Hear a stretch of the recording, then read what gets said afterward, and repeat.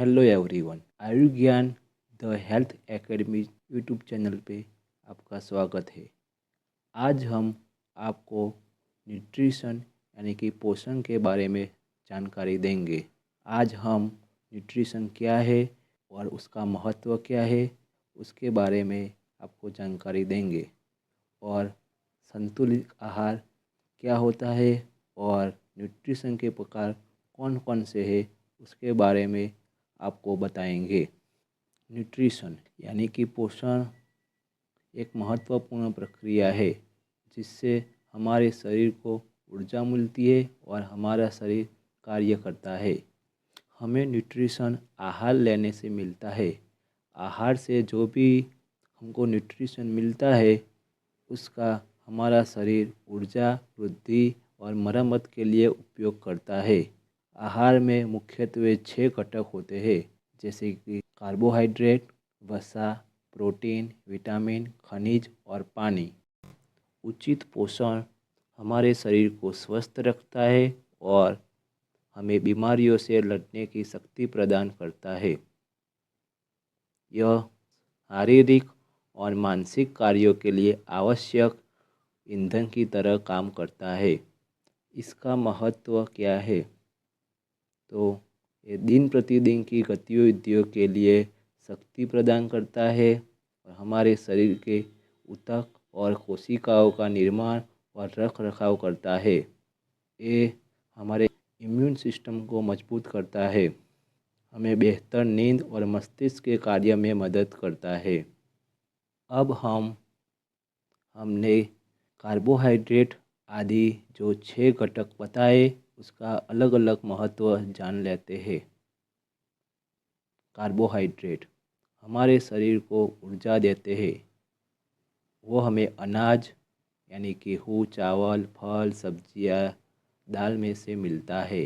Protein जो हमारी मांसपेशियों, ऊतकों के निर्माण और उसकी मरम्मत के लिए आवश्यक है। वो हमें दालें, अंडे, दूध, पनीर, मांस और मछली में से मिलता है। फिर आता है फैट्स यानी कि वसा, जो हमारे शरीर में हार्मोन बनाने, ऊर्जा भंडारण और कोशिका स्वास्थ्य के लिए महत्व रखता है। वो हमें नट्स यानी कि बादाम, अखरोट, तेल, घी ऐसे पदार्थों में से मिलता है। फिर आते हैं अति महत्वपूर्ण घटक जो है विटामिन्स, जो हमारी रोग प्रतिरोधक क्षमता को बढ़ाते हैं और शरीर के कार्यों को नियंत्रित करते हैं। वो हमें फल, हरी पत्तेदार सब्जियां में से मिलते हैं। फिर आता है खनिज यानी कि मिनरल्स, जो हमारे शरीर की हड्डियों, दांत और रक्त के लिए ज़रूरी है, जो हमें दूध, हरी सब्जियां, दालें और नमक में से मिलता है। फिर आता है पानी, जो हमारे शरीर की सभी प्रक्रियाओं के लिए अनिवार्य है। संतुलित आहार यानी कि बैलेंस डाइट क्या होता है? एक स्वस्थ आहार वह है जिसमें सभी आवश्यक पोषक तत्व सही मात्रा में हो। विभिन्न प्रकार के फल, सब्जियां, अनाज, दालें, तो वसा का इसमें समावेश होना चाहिए। न्यूट्रिएंट के प्रकार। न्यूट्रिएंट मुख्यत्वे 2 प्रकार के होते हैं, स्थूल पोषक तत्व यानी कि मैक्रोन्यूट्रिएंट एंड सूक्ष्म पोषक तत्व यानी कि माइक्रोन्यूट्रिएंट्स।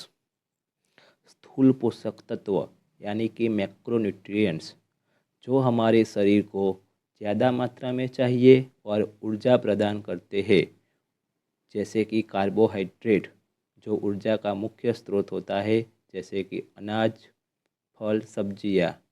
फिर आता है प्रोटीन, जो हमें दालें, मांस, अंडे में से मिलता है, जो हमारी मांसपेशियों के निर्माण के लिए काम में आता है।